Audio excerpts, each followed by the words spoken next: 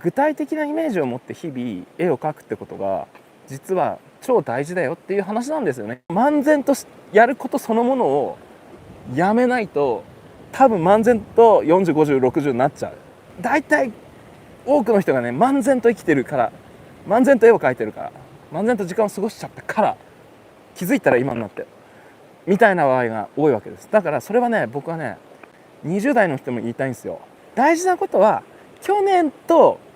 今年の変化率ですよ。1ヶ月前、半年前、3ヶ月前、ちょっと前、だいぶ前に対して今自分がどうなってるかっていうこの変化率を見てください。そういう意味では30だろうが40だろうがめっちゃ口うまくなってるこの人みたいな人も言いますよ。こういう人はですね、たまたま今まで描いてこなかっただけなんですよ。もともと絵に興味があったり素養があるのに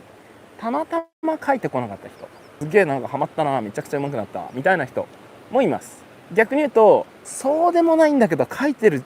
タイミングが早かった20代10代の人もいるんだよ。この前とあんま変わってなくないですか？これもね、危機感を覚えた方がいいですよ。もしも絵描きになりたいんであれば、趣味だったら何でもいいですよ、はっきり言って。全然変わってないっていうことにむしろ焦りを感じてください。年齢以上に実は。はい。むしろどんどん、変えていろんなことを創意工夫してってください。年齢関係なく。これは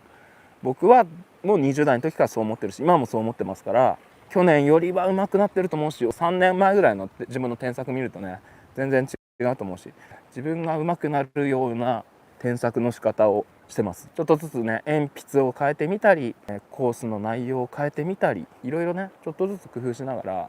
ら、そしてですね、僕の散歩配信、最初の散歩配信し始めの頃の散歩配信見てほしいんですよ。あんま見てほしくないんですけど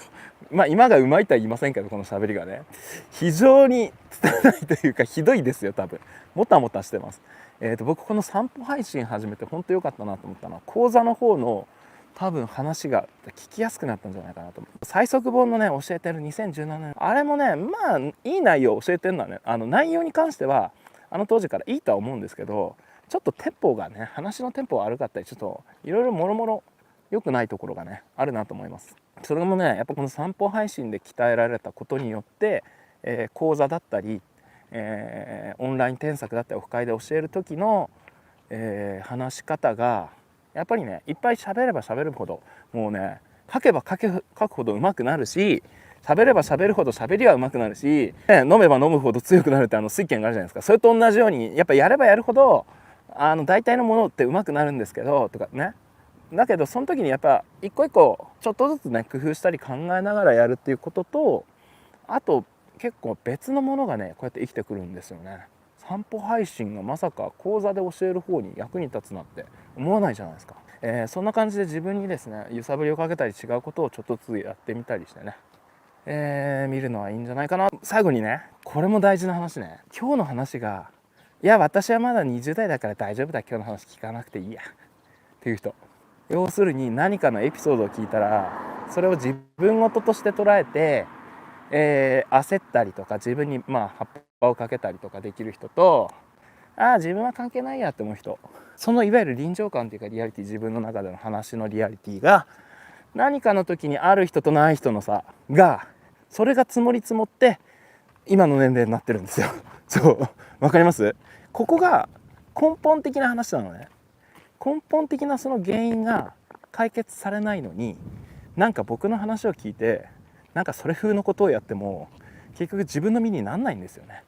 だって自分のことではないから、自分事ではないからね。なのでそれって多分ね、僕が思うに想像力なんじゃないかなと思うんですよ。最終的に今日の話に戻るけれど、想像って何かっていうとね、僕はですよ、少なくとも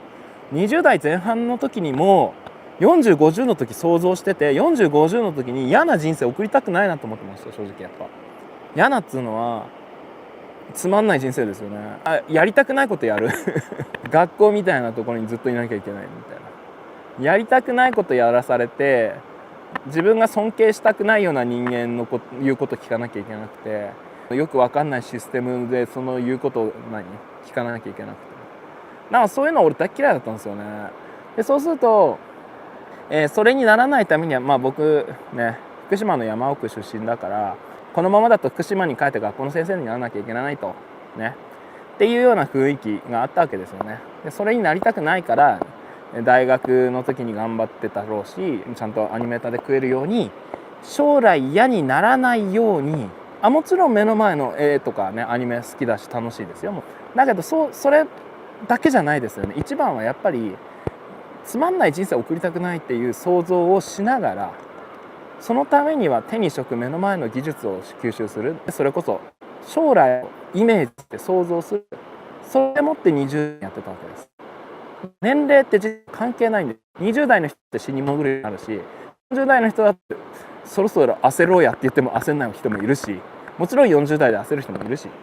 人によるんですよね。それってやっぱり焦る焦らない、頑張る頑張らないって、結局今日の話まとめるとやっぱ想像力なんじゃないかなと思うの。その後どうなるかってことをリアルに想像できるかどうか。そしたら結局頑張るんじゃないのっていう話。いや、それが頑張れないよっていうのはですね、結局先々のことを想像できてないんですよね。そうすると結局頑張れないんですよ、人ってね。それがないようだったら、この作画をして相手がどう思うのかなってことも分かんないと思うんですよ。これ全部想像力じゃないですか。その想像力の欠如っていうのは実はね、往々にしてかなり情報で補えます。それって自分が想像力ないのかって言ったら情報で補えます。じゃあ情報って何ってさっき言ったよね、やる気だよね。調べるよね。そうでもそれってさ、結局興味があるなしになりませんか？興味があったらなんぼでも調べるよね。興味がなかったらあんま調べないよね。そうアニメーターになりたいんですって言ってアニメーター全然調べてなかったらさ、そりゃ無理ですよね。だってアニメーターになりたいんですっていう、それ誰だってそのさ、なんか絵で食ってける仕事があるんだったらさ、興味あるじゃん。だけどさ、アニメーターになりたいんです、じゃあ調べればアニメーター、そしたらポートフォリオに行き着きますよ。すごいずっと過去の方にあるポートフォリオに上げた絵ですとかっていうのがすごい下の方にあってさ、ね、そういうのにたどり着くんですよ。ね、でそういうのを集めとくんですよ。ね、こういうなんか情報化社会っていうのかな、情報がたくさんあってみんな器用にいろんな情報にアクセスして器用にうまいことなんかやってみたいなさ、ね、なんか器用な人がうまいみたいなイメージあるでしょ。そうじゃないんですよ。最終的にやっぱね、器用だけども今山のようになんか本当何調べていいか分かんないぐらいにこんだけ情報がある中、結局土臭く調べたやつ、やる気があってそれを追っかけて探してるやつが結局なんか僕が知ってる限り見てる限りなんか強いっていうか勝ってる気がする。結局それで結局やる気だよねって話なんですよ。全部晴天の霹靂でそうなんですね、へえみたいなさ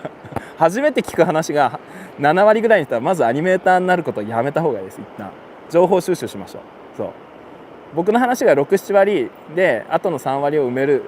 リアルな話として3割埋めるのがでちょうどよい。僕の話を聞いて7割新鮮な人はまずアニメーターになることはちょっと一回置きましょう。はい、っていうくらいです。